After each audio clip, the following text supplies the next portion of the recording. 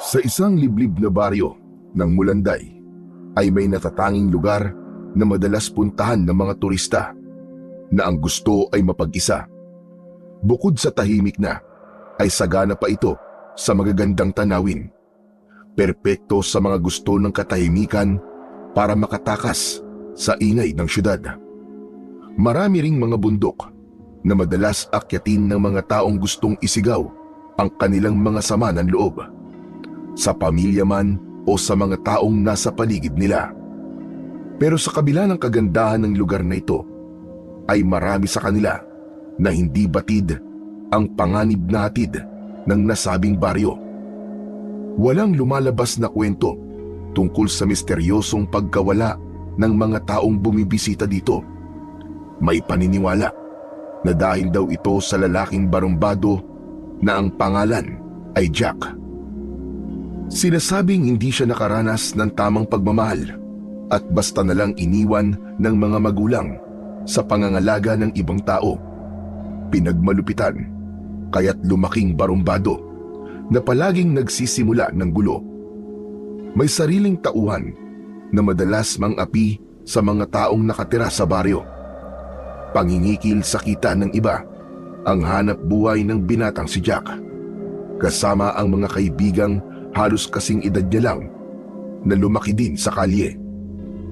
Pasado 4:00 ng hapon, makikita na naman ang grupo ni Jack na nakatambay malapit sa arko ng baryo.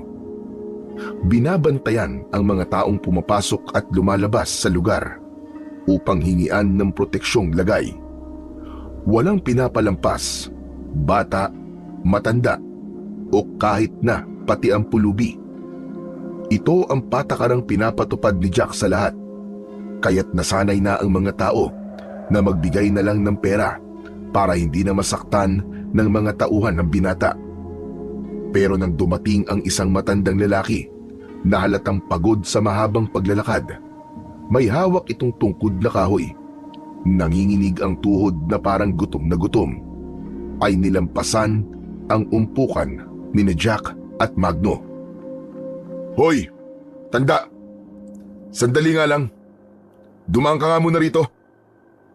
Ano ka mo? Bakit naman ako dadaan dyan, Amang?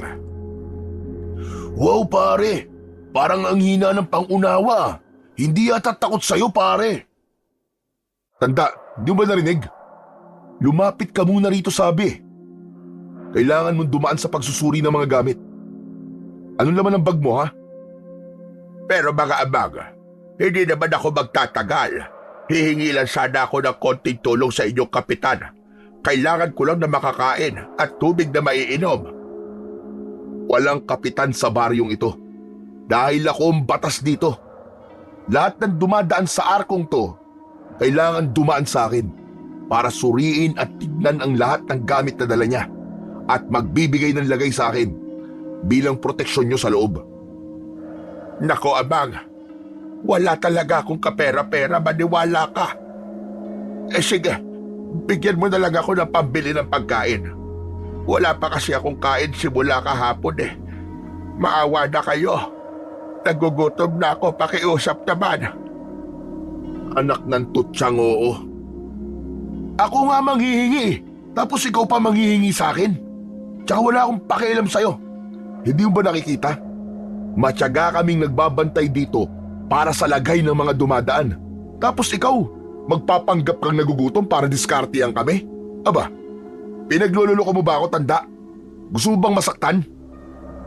"Ang lupit, parang lupit. Bagong style yun ah. Hindi yata natatakot sa'yo eh. Ano, banata na natin? Ang lakas mga insulto eh." Huwag naman, Amang. Nakikiusap ako. Kahit tubig lang na maiinom. Malayo pa kasi ang pinanggalingan ko eh. Ibig mong sabihin dumayo ka pa rito para lokohin kami?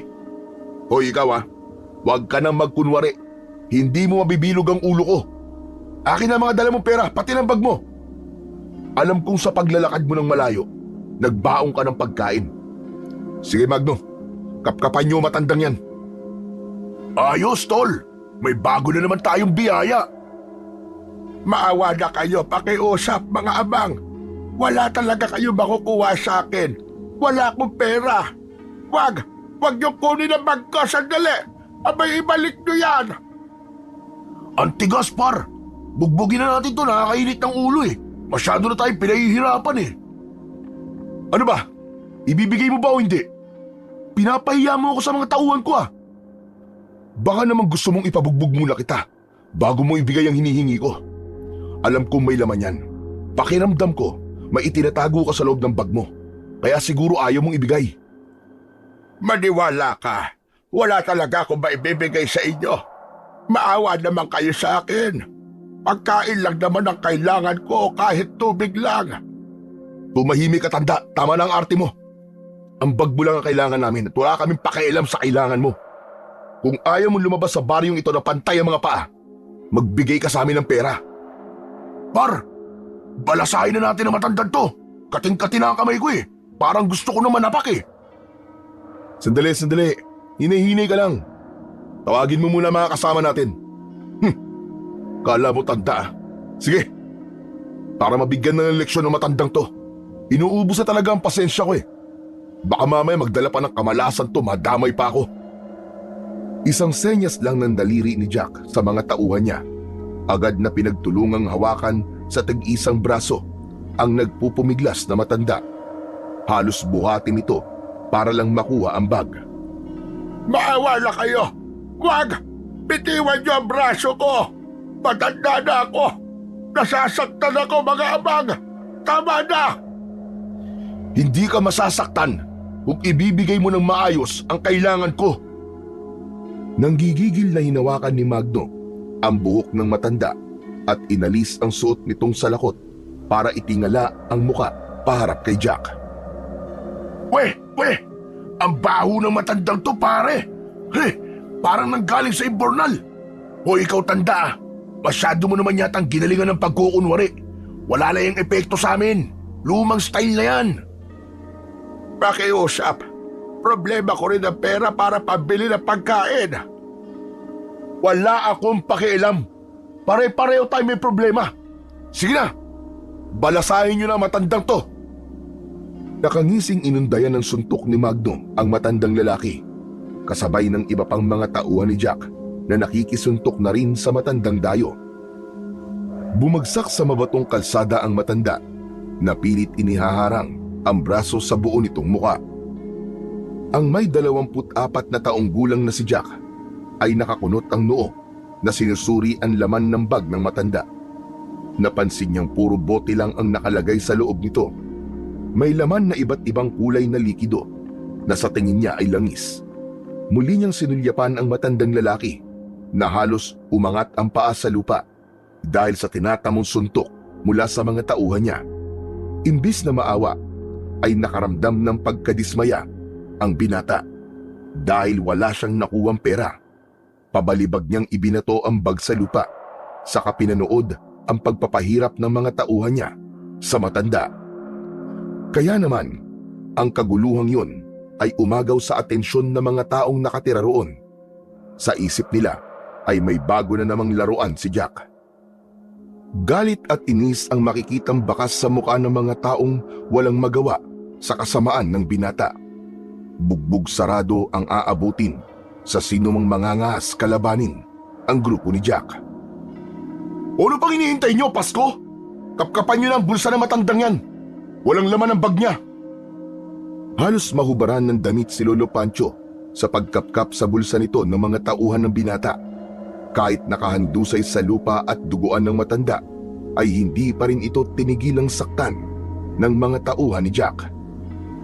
Tama na, pakiusap. Wala kayong pag-aawa.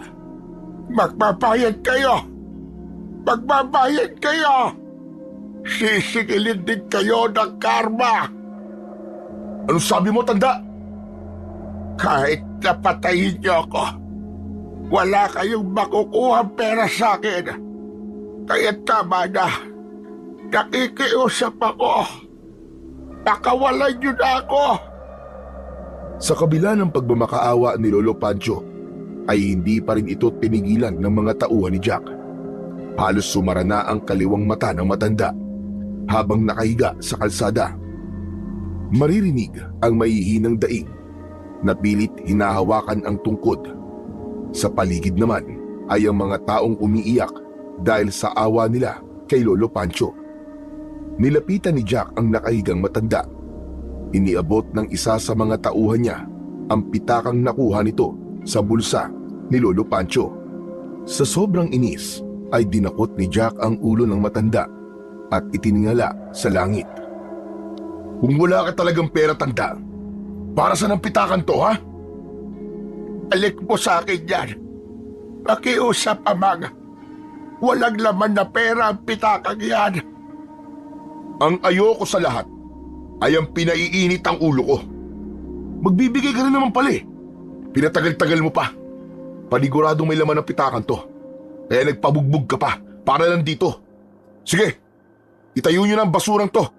Itapon nyo sa labas ng baryo. At kapag lumaban, patahimikin nyo. Ibaon o kaya ihulog nyo sa bangin. Bala na kayo. O paano ba yan, tanda? Babay na! Ang pitaka ko! Ibalik niyo sa akin ang pitaka ko! Mapapahamak ka!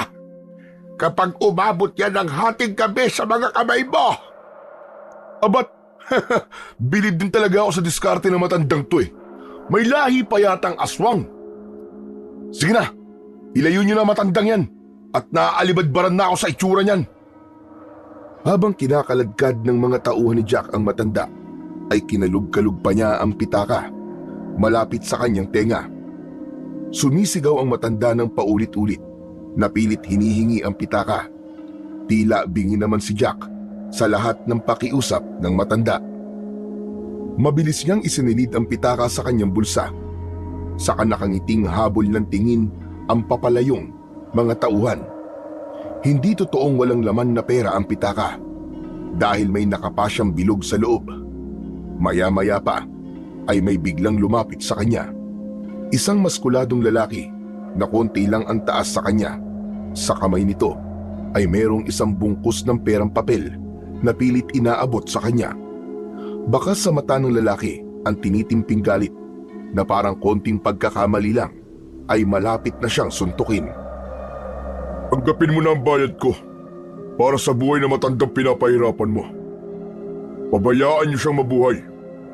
Hindi ikaw may-ari ng baryong ito. At sino ka naman? Kilala mo ba ako? Kilalang kilala kita. Kaya nga binabayaran ko sa iyo ang buhay ng matanda. Yan! Kung lagi bang ganyan, di magkakasundo-sundo tayo dito. Magno, sabihan mo ang mga tauhan natin. Huwag na nilang sasaktan na matanda. Bayad na ang buhay nun. Agad na tumakbo si Magno para sabihan ang mga kasama. Kaya naiwan naman si Jack na akma na sanang tatalikod sa lalaking nag-abot ng pera sa kanya nang bigla itong nagsalita. Ay araw din ang mga katulad mo. Hindi ka na naawa sa matanda. Nagpantig ang tenga ni Jack dahil sa narinig mula sa lalaki. Para bang uminit ang kanyang pakiramdam na gusto niya itong suntukin. Mas lumapit pa si Jack sa mukha nito. Ano ka mo? Tama ba narinig ko?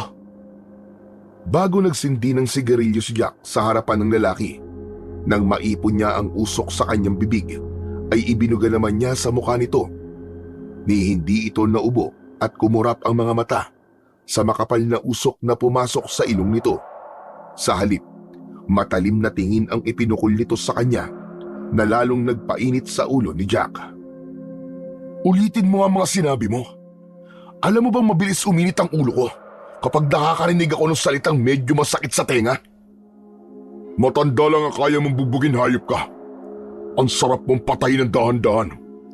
Tatandaan ko ang mukha mo at pagsisisihan mo ang pagiging barumbado mo. Naramdaman ni Jack ang pagdating ni Magno at ito na mismo ang sumagot sa lalaking nakatayo pa rin sa harap niya. Wow pare! Ang lupit naman ng banat ng isang to. Pambida ang datingan ah. Ano? Patitikibin naman natin ang pampainit ng katawan? Hindi. Huwag muna. Para kasing may pagmamalaki. Kakarmain din kayong dalawa. At kapag dumating yun, pagsisisihan ninyong nabuhay pa kayo Hindi porket tinanggap ko ang perang binigay mo, ay may karapatan ka ng pagsalitaan ako ng ganyan. Hindi na nga nakatiis si Jack. Binigwasan niya ng malakas na suntok ang lalaki sa muka.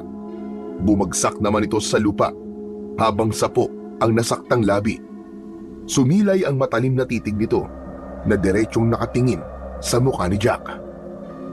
Sa susunod na pagkasalitaan mo ako ng ganyan, manghihiram ka na talaga ng mukha sa aso.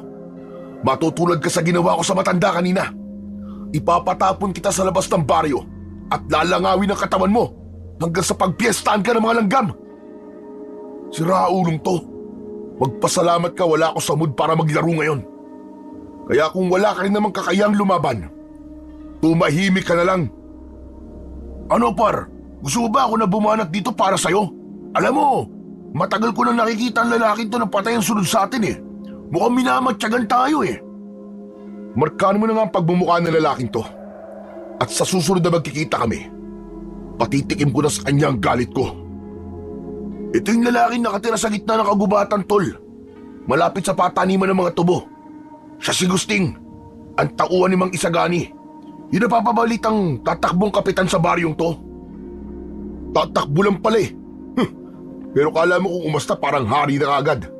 Hoy, ito tatandaan mo ah. Kapag dumating ang araw na magkakaharap ulit tayo, sisiguraduhin kong ikaw ang tutumba at hindi ako. Sa katibayan ka mo ng kapitan mo. Baka hindi niya ako kaya. Magkasama ko pa kayong walisin palabas sa baryong ito.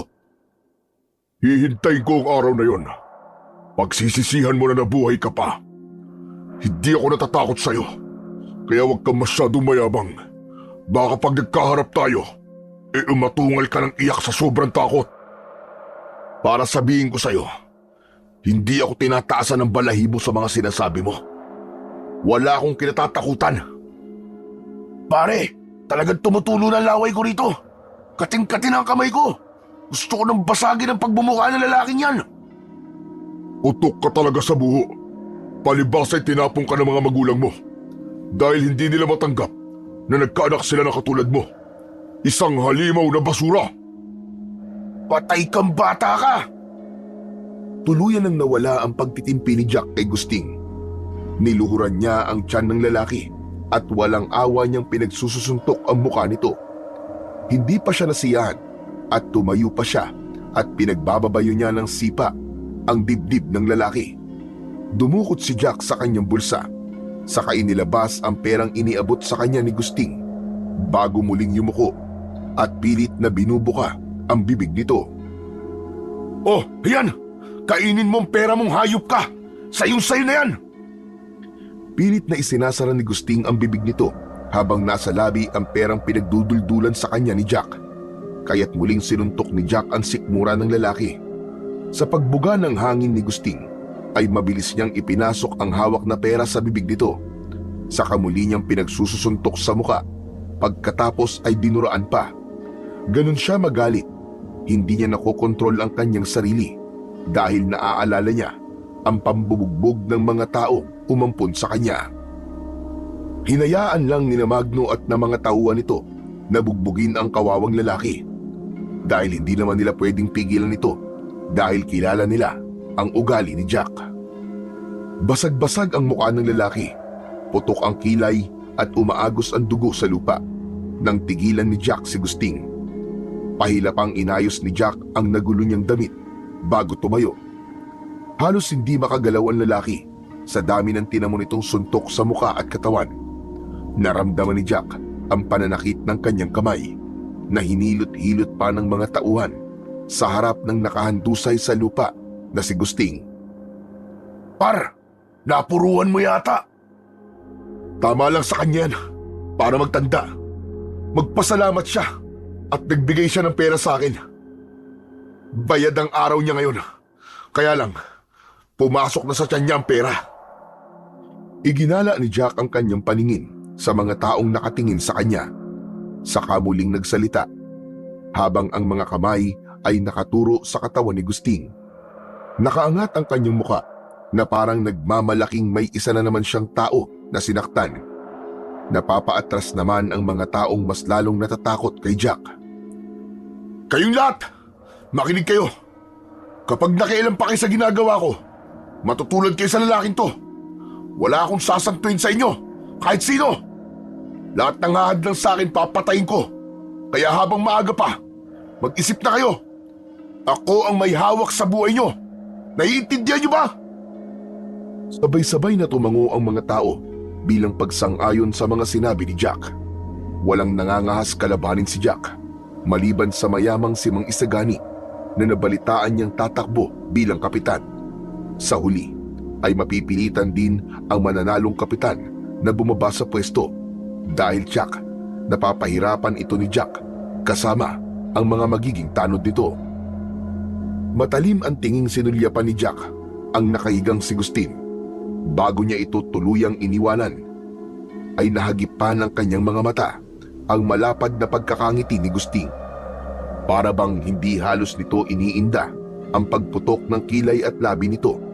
Sa halip ay mabilis pa itong tumayo at nakaliyad ang dibdib na sinalubong ng tingin ang mga titig niya rito.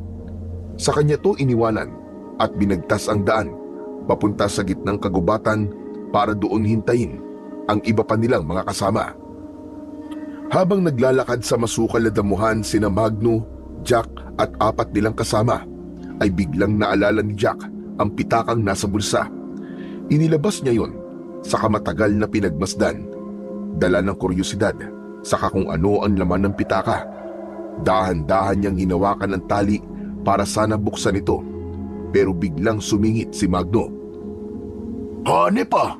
Talaga palang may pitaka ang matandang yun. Buksan mo na pare, para masilip na natin kung magkano ang laman. Sandali, ikaw talaga masyado kang atat eh. Dinadahan-dahan ko pa nga ang pagbubukas. Kumbaga'y pinipintahan ko. Alam mo namang wala nakakaligtas sa bagsik ko eh. Hindi pwede sa akin ang katigasan ng ulo na matandang yun. Sige na pare, tingnan na natin. Di na ako makapaghintay eh. Batay kasi sa reaksyon ng matandang yun. Tingin ko, mahalaga sa kanya ang bagay na nasa loob ng pitaka eh. Baka dyan na tayo yaman pare. Baka... Teka, anak ng... Bakit parang nag-iisa lang ang laman? Binilisan ni Jack ang pagbubukas sa pitaka ng matanda sa kasabik na makita kung ano ang laman. Huminto pa sila sa paglalakad. Pagdukot niya sa loob ng pitaka ay dismayado siyang napatingin sa kulay puting bato na parang may nakaukit na malakatol sa gitna. Bilog din pero halatang walang silbi.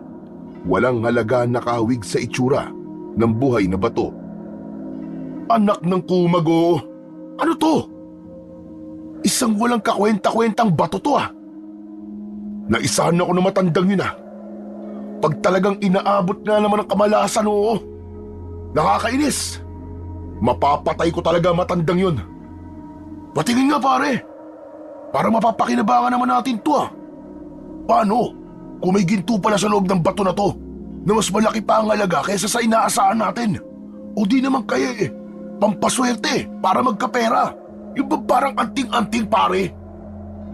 Pero hindi ganito ang itsura ng batong may lamang ginto. Isa pa, hindi ito pampaswerte, kundi may dalang kamalasan. Kita mo na nangyari sa atin? Nasaktan na ang kamao ko, wala pa tayong kinita ni isang kusing.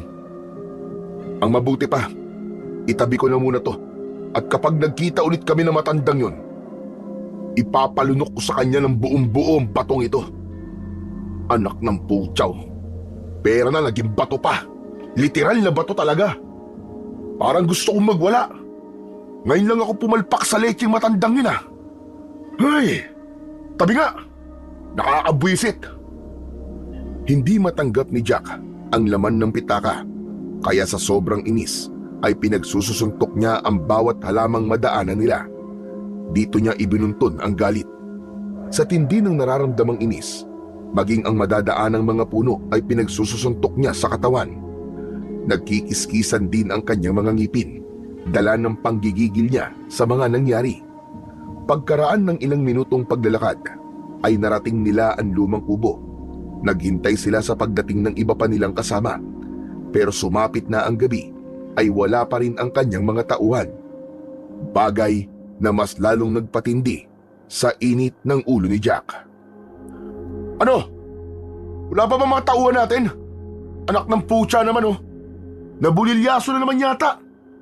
Pati ba yung mga inutusan ko magtaboy sa matanda wala pa rin? Mauubos na tayo ng lamok dito ah. Teka lang Jack, maghintay pa tayo ng ilang oras. Baka naman tinatapos pa nila ang mga inuutos mo. Saka malay mo, di ba? Kung wala silang dalang ilaw, masyadong madilim ang paligid eh. Baka sabay-sabay na silang pupunta rito. Ano bang klaseng katwiran yan? Maliwanag ang sikat ng bilog na buwan. Tignan mo nga maigi. Anong madilim dyan? Ang mabuti pa ganito na lang. Ipasundo mo na lang sa ibang tauhan natin. Alam mo naman na ayaw ko sa lahat ay yung pinaghihintay ako. Mas lalong umiinit ang ulo ko eh. Magsasalita pa sana si Magno para magtawag ng mga tauhang susundo sa mga kasamaan nang bigla silang nakarinig ng malakas na kaluskos sa paligid. Parang nagdudukal ng lupa. Napatayo si Jack at nakiramdam sa naririnig na ingay mula sa labas ng kubo. Tignan nyo nga kung anong ingay na yun. Ganitong mainit ang ulo ko. Baka basagin ko pang pagbumuka ng magtatangkang manakot sa atin eh. Hindi nila yung gagawin sa atin, pre. Takot lang nila sa'yo. Talaga may naririnig din ako kakaibang tunog mula dito. Saan simoy ng hangin, pre? Di ba naaamoy? Mabaho at masakit sa ilong. Baka asong gubat lang na may hinabol na hayop para kainin. Nagsipagtayuan ang mga balahibo sa katawan ni Jack habang palakas ng palakas ang naririnig nilang ingay. Hindi na nga siya nakatiis na hindi lumabas para tignan kung ano nga ba talaga ang ingay na kanilang naririnig. Maya-maya pa ay biglang sumigaw sa may bandang kakahuyan. Boses ng mga lalaking takot na takot. Kasunod ang pag-alulong ng mabangis na hayop na nagpalipad sa mga ibong natutulog sa mga puno. Anak ng kumag! Mga tauhan natin yun ah! Tara Magno, punta natin! Mabilis silang tumakbo para tignan ang mga nagkakagulong kasamahan. Pero ganun na lang ang panlalaki ng kanilang mga mata nang makita nila ang nadatnang eksena. May mga nilalang na nakatayo, hawak ang mga putol na katawan ng tao. May nakita rin silang gumagapang na lalaki. Humihingi sa kanila ng tulong, pero dinampot ito ng halimaw, saka kinagat sa leeg hanggang sa tiyan. Parang gutom na gutom sa karning nakahain sa harapan nito na umaangil pang sarap na sarap sa lasa ng karne ng tao. Paring Jack, anong klase nila lang yan? Isang taong bayawak na ang ulo'y sa aso. Diyos ko po, pinatay nila ang mga tauhan natin. Sira ulo ka ba? Bakit akong tinatanong mo? Pareho tayong walang alam dyan. Sa takot ng apat na tauhan ni Jack na nakatayo sa kanilang likuran, ay nauna na itong kumaripas ng takbo. Habang ilang beses pang nadadapa sa lupa na walang tigil sa pagsigaw. Pero hinabol ito ng mga halimaw at isa-isang pinagdadampot. Sa kanilang takan ang mga katawan na parang kumakain lang ng hayop sa gubat. Mas lalong nagimbal sa kinatatayuan sina Magno at Jack nang humarap sa kanila ang pinakapinuno ng mga halimaw. Nakangisi itong naglalaway, nakabuka ang bibig, saka kinagat ang leeg ng kaawa-awang tauhan ni Jack. Maging ang paghawak nito sa putol na braso ay pasubsob na nilantakan at ibinato sa kanila ang kalahati. Patakbong umatake ang mabangis na nilalang papalapit sa kanila. Habang makikita sa mukha ng halimaw ang tadtad nitong mga sugat sa mukha. Mula sa mga biktimang sumubok lumaban para iligtas ang sarili nilang buhay. Nabigla si Jack sa pagsulpot ng aswang sa kanilang harapan. Mabilis silang tumakbo papalayo. Hindi na halos lumapat ang kanilang mga paa sa lupa. Hinahabol pa rin nila tayo pare! Ayaw nila tayong tantanan! Anong gagawin natin? Lintik lang walang ganti. Papatayin ko ang mga halimaw na yan. Pinatay nila ang mga tauhan ko. Magbabayad sila. Kahit hinahabol ng halimaw sina Jack at Magno, ay wala pa rin tigil sa pagmumura si Jack. Hindi niya matanggap na tumatakbo sila ngayon dahil sa takot nila sa halimaw. Idagdag pa ang tila pangaasar nitong pag-atungal na parang nagmamalaki na ito ang hari ng kagubatan. Sinikap ni Jack na makahanap ng kahoy panghampas sa aswang pero wala siyang nakita. Napahinto sila sa pagtakbo nang bigla silang nilundagan ng aswang. Pasadsad ng mga paa na humarang ang nilalang sa kanilang unahang daan. Ang malaaso nitong muka ay may kulay pulang mga mata. Nakakapanindig ng balahibo ang sanga nitong dila na halos 2 dangkal ang haba. Ang tenga nitong mataas pa sa ulo ay nakadagdag sa nakakatakot nitong itsura. Kasabay ng paglabas ng malalagari nitong mga pangil. Habang ang mga kamay naman na dipang-dipa ay may matutulis na kuko sa daliri. Ang tiyan nito na parang balat ng bayawak ay halos umabot na sa lupa. Ang buntot ng halimaw, Magno. Parang may nakalitaw ng mga tinik. Ngayon lang ako nakakita ng ganyang nilalang. Mula sa kanilang harapan ay kitang-kita ni Jack ang paghampas ng buntot ng halimaw sa iba pa nilang mga kasamahan. Dinampot ng aswang ang nakadapang lalaki. Saka ipinakita kina Magno at Jack kung paano nitong nilapa ang katawan ng biktima. Umagos ang dugo sa braso ng taong bayawak. Saka dinilaan nito ang nabutas na liig ng lalaki na parang sarap na sarap sa lasa nito. Ilang minuto ang lumipas ay hinati ng nilalang sa dalawa ang katawan ng biktima. Pati na ang lamang loob ay nilantakan nitong nilakasan pa ang pagmuya. Halimaw ka! Hindi ako natatakot sa'yo! Kaya habang maaga pa umalis ka na sa harapan ko! Dahil kung hindi, papatayin kita!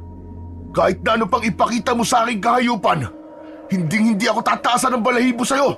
Hindi kita aatrasan! Umalingaw-ngaw ang malakas na pag-ungol ng halimaw na parang tunog ng asong nauulol. Kasabay ng pagtingala nito sa langit at paglapa sa natitirang katawan ng lalaki. Pinutol nito ang ulo ng biktima sa pamamagitan ng pagkagat sa leeg. Habang ang mga tumutulong dugo ay ipinangpaligo nito sa kanyang katawan. Nakangising sinasambot ng bibig ang pumapatak na kulay pulang likido. Kasunod ng pagwakwak nito sa dibdib ng biktima. Pare, hindi siya bastang hayop, kundi isang mabangis na halimaw. Mas mabangis pa sa mga hayop. Ayoko na, pare! Umalis na tayo rito! Tulungan niyo kami! Tulungan niyo kami! Dala ng matinding takot ni Magno, tumakbo na itong papalayo kay Jack. Wala itong tigil sa kakasigaw habang nagpapa-ekis-ekis sa daan. Naiwan si Jack na nakatulalang nakatingin lang sa ginagawa ng halimaw sa kanyang biktima. Pagkatapos na pagluray-lurayin ang katawan ng lalaki, ay malakas na ibinato ng halimaw ang ulo ng biktima sa kinatatayuan ni Jack. Nakadilat ang mga mata ng pugot na ulo. Bakas ang matinding paghihirap sa sakit ng paglapa sa katawan nito. Habang ang muka ay may bahid pa ng dugo na nakalabas pa ang dila. Akma na sanang tatakbo si Jack pero mabilis siyang nilundagan ng aswang. Dinakot ng nilalang ang mga braso ni Jack. Walang kaabog-abog na bigla siya nitong kinagat sa balikat na may kasama pang pagwasiwas ng ulo na parang aso. Hayop ka! Bitiwan mo ako! Tulong! Tulungan niyo ako! Kahit na anong gawing pagpupumiglas ni Jack, hindi niya magawang makaalis. Maigpit ang pagkakakapit ng kamay ng halimaw sa kanyang braso. Bumaon ang pangil nito sa kanyang kalamnan. Ramdam na ramdam niya ang sakit na walang kapantay na kirot. Sapat na para mawala ang kanyang tapang at napalitan ng matinding takot. Ilang beses niyang pinagsususuntok ang muka ng halimaw gamit ang kanyang kamao. Pero hindi nito iniinda ang bawat pagtama ng kanyang suntok. Sa halip, mas ibinaon pa ng nilalang ang pangil nito sa kanyang balikat. Ni ayaw gumana ng utak niya dahil sa pagragasa ng matinding sakit mula sa sugat niya.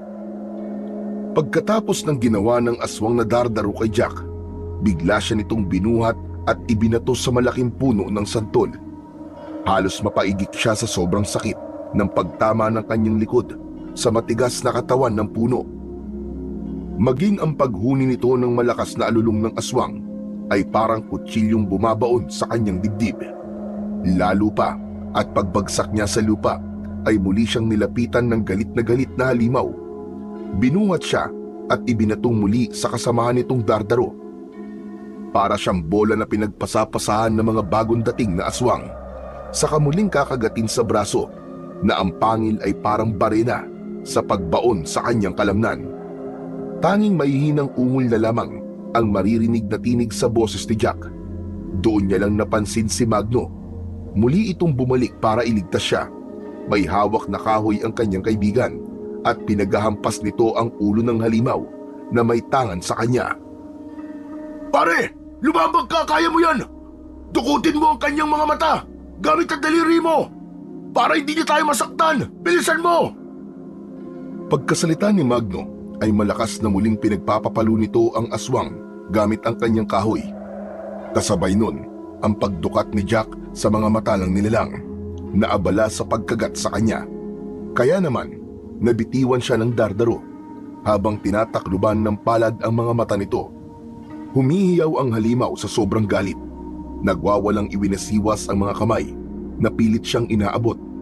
Bumelo si Jack ng sipa na tumama sa tiyan ng aswang. Pati nga lang umalulong ang dardaro dahil sa galit. Sinamantala ni Jack ang pagkakataon na yon para makaganti sa halimaw. Inagaw ni Jack ang kahoy kay Magno. Sa kaubod lakas niyang pinagpapapalo ang ulo ng dardaro na nakatayo pa rin sa kanilang harapan. Nang bumagsak sa lupa ang aswang, ay mabilis na tumakbo sina Magno at Jack papalayo sa lugar na yon. Nagulat na lang silang dalawa nang biglang lumitaw sa kanilang harapan ang isa pang halimaw. May kakayahan ang dardaro na maghukay sa lupa gamit ang matutulis nilang mga kuko. Gumagapang ito sa ilalim para umatake sa mga biktima. Kaya't sa muli nilang paghaharap ay bigla nitong sinunggaban ng kagat si Magno. Napasigaw sa sakit ang kaibigan, kaya't pinagpapapalo niya ang maselang parte ng katawan ng aswang. Namimilipit sa sakit na natumba ito sa lupa. Magno, may tama ka sa balikat. Igaganti kita sa halimaw na yan. Teka, parwag na. Tumakas na lang tayo. Hindi natin siya kaya. Halimaw ang kalaban natin. Huwag na muna natin pairalin ang tapang.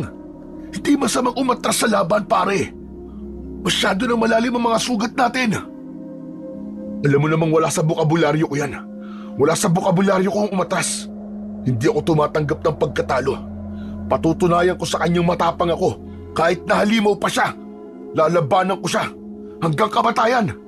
Ikaw na lang ang tumakas. Sige na, iwanan mo na ako rito.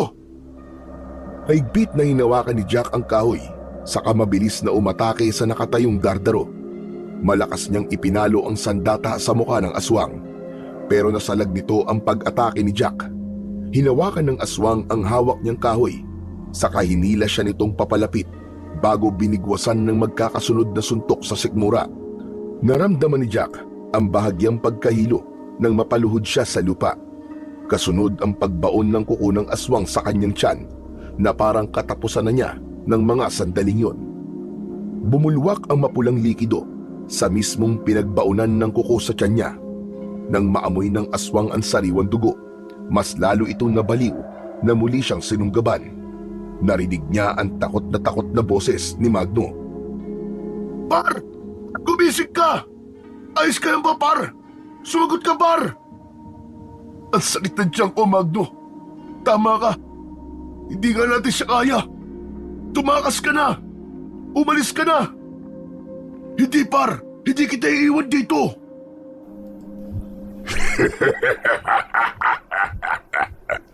Ang sarap namang pakinggan ng mga daing nyo.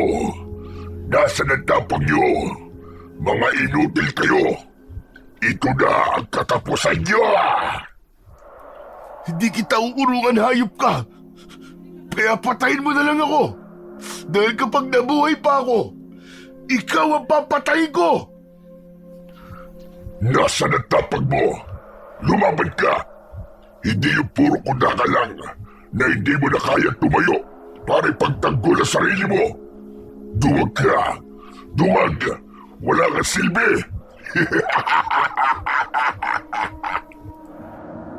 Napaluhod sa lupa si Jack habang nararamdaman ang pamamanhid ng kanyang katawan dahil sa kanyang sugat. Sa tingin niya ay balak talaga siyang pahirapan ng nilalang. Gumapang ang takot sa kanyang pagkatao. Nang mula sa kakawian ay lumitaw na rin ang mga alagad ng halimaw. May mga dalang pugot na ulo. Nakadilat ang mga mata at nakabuka ang bibig. Napilit inihaharap sa kanya ang muka ng mga biktima. Halos hindi niya magawang tignan ang itsura ng kanyang mga tauhan. Sa isip niya ay ipaghihiganti niya ang pagkamatay ng kanyang mga kasama. Bibigyan niya ng mustisya ang pagkamatay ng kanyang mga kaibigan. Ibinato ng pinuno ang ulo ng biktima sa kanilang kinatatayuan. Saka umatungal ng malakas na parang nagmamalaki. Nanginig ang katawan ni Jack sa galit. Nakuyom na lang niya ang kanyang kamao habang nakatingin sa mga nilalang na nakatayo sa kanilang harapan. Akma na sanang susugod sa kanila ang mga taong bayawak nang biglang may lumuksong matandang lalaki na nanggaling sa kanilang likuran. May hawak itong nagliliwanag na tungkod. Parang nakakakita si Jack ng buhay na kidlat. Mas lalo pa siyang natulala nang sa pagwasiwas ng matanda sa tungkod ay tumama yun sa katawan ng mga dardaro. Bumagsak ang mga nilalang sa lupa. Gulat na gulat sa malakas na puwersa ng sandata ng matanda. Bawat tamaan ay may naiiwang marka sa balat na parang unti-unting sumusugat sa katawan ng aswang. Nagsimulang mag-atrasan ang mga nilalang nang maramdaman ang kapangyarihan ng mandirigma na kayang umubos sa kanilang lahi. Ilang minuto pa ang lumipas ay lumingon ang matanda sa kinaroroonan nila Jack at Magno. Kung kayang maglakad na pinuno mo, binata, tulungan mo siyang tumayo. Alalayan mo siya makaalis sa lugar na ito. Bilisan niyo! Par, kumapit ka sa akin. Tama ang matanda. Kailangan na nating umalis dito. Sapo ang sugat sa tiyan ay pinanood ni Jack kung paanong lumaban ang matanda. Hindi makalapit ang mga halimaw sa matanda. Halos sabay-sabay na umaatake ang mga aswang sa nakatayong matanda. Pero lahat ay bumabagsak sa lupa at hindi na nakakabangon. Sa huli ay tuluyan ng tumakas ang mga aswang. Isa-isa silang lumubog sa lupa, makalayo lang sa mabagsik na matanda. Maririnig ang ingay mula sa nagdudukal na lupa hanggang sa mga pag-angil ng nasasaktang halimaw. Saka lang umalis ang magkaibigan para lumayo at iligtas ang sarili habang nanginginig ang tuhod ni Jack na nakaakbay sa kaibigan.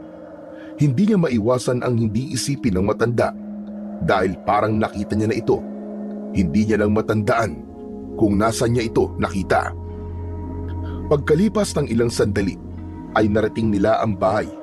Diretso silang pumasok sa loob ng kwarto ni Jack. Dahan-dahan siyang humiga sa katring walang sapin. Maya-maya pa ay dumating ang matandang tumulong sa kanila. Tinanggal nito ang salakot at gano'n na lang ang panlalaki ng kanilang mga mata nang makilala ang matandang nagligtas sa kanila. Ano? Ikaw? Ikaw yung matanda, tama? Ikaw yung matanda doon sa may arko? Tama ka. Ako ngayon. Ako yung binugbog nyo at ng mga kasamahan mo. At kinuhalan nyo pa ng pitaka. Teka, paano nyo nagawang matalo ang mga halimaw? Ginawa ko lang kung ano mga kaya ko. Alam kong babalik sila para gumanti. Hindi sila marunong tumanggap ng pagkatalo. Nandito lang ako para sa pitaka na kinuha nyo. Bakit nyo kami tinulungan, Tatang?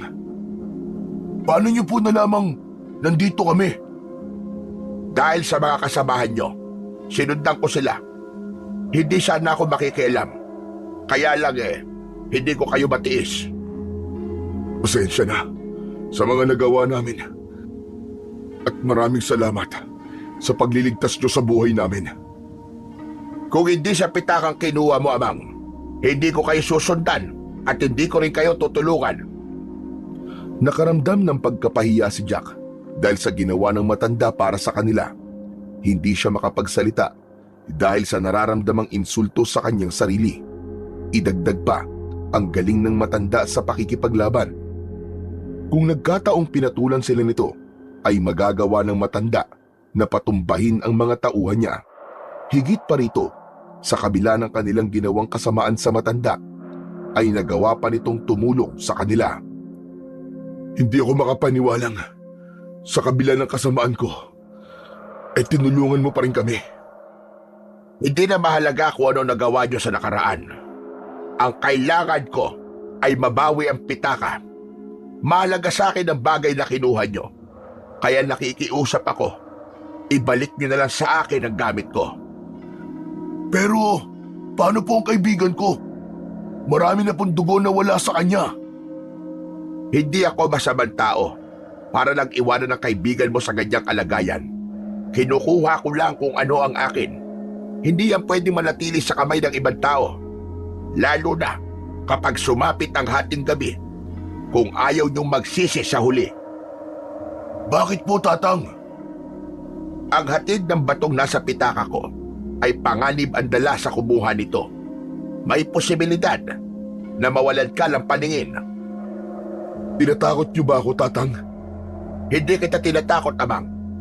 Ayoko lang na maranasan nyo kung ano ang naranasan ng mga taong sumubok din na kunin ang bato. Kaya't mabuti pa, ibigay mo na sa akin ang pitaka ko.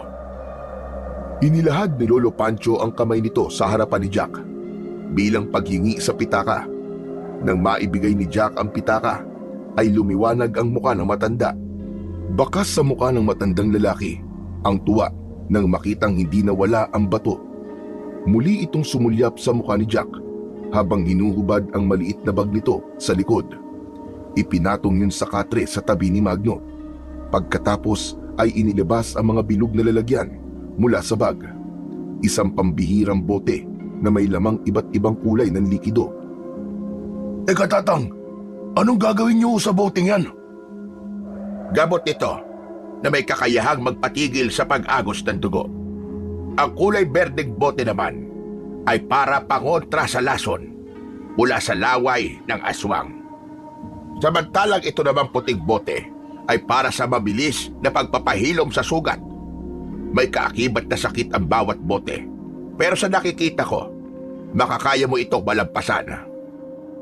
Sige na ho, gamutin niyo na ako. Kakayanin ko ang sakit. Nararamdaman ko medyo kumikirot ang mga sugat ko sa katawan. Nagsimula ng maggamot si Lolo Pancho sa sugat ni Jack. Unang inilagay nito ang pampatigil sa dugo at pagtunaw sa lason mula sa laway ng mga dardaro. Kaya lang, hindi inaasahan ni Jack ang mararamdaman sakit nang lumapat ang gamot sa kanyang sugat. Anak ng teteng, oo! Ano pong nilagay niyo sa sugat ko? Bakit sobrang sakit? Hindi ko na kaya. Parang may gumagalaw-galaw na insekto sa loob ng laman ko.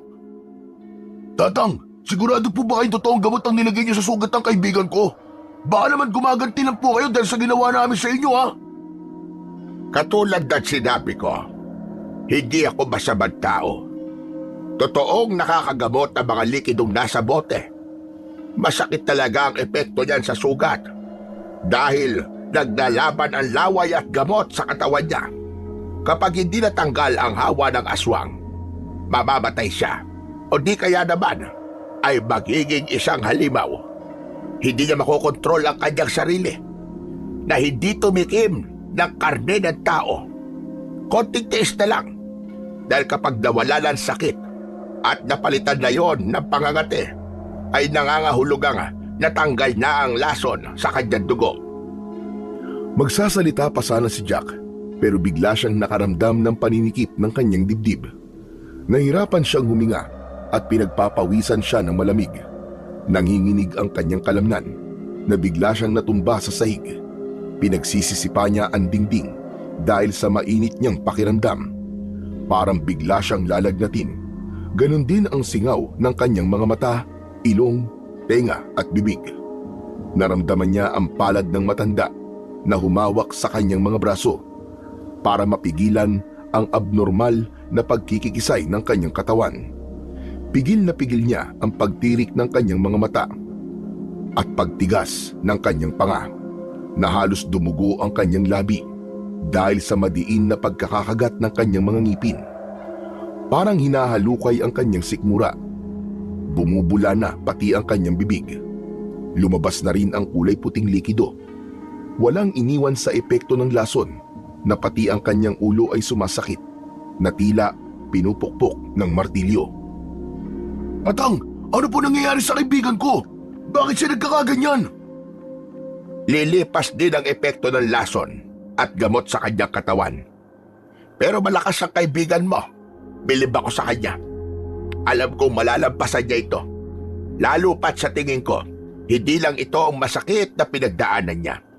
Sa dami ng mga nakita kong peklat sa kanyang balat, masasabi kong sanay na siya sa bugbog at mga sugat.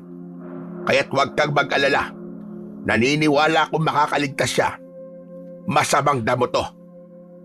Kahit naririnig ni Jack ang usapan ng dalawang tao sa kanyang tabi, hindi niya magawang makapagsalita dahil umurong ang kanyang dila sa tindi ng sakit. Idagdag pa ang pamimilipit ng kanyang katawan na hindi maintindihan kung saan niya hihahawak ang kanyang mga kamay.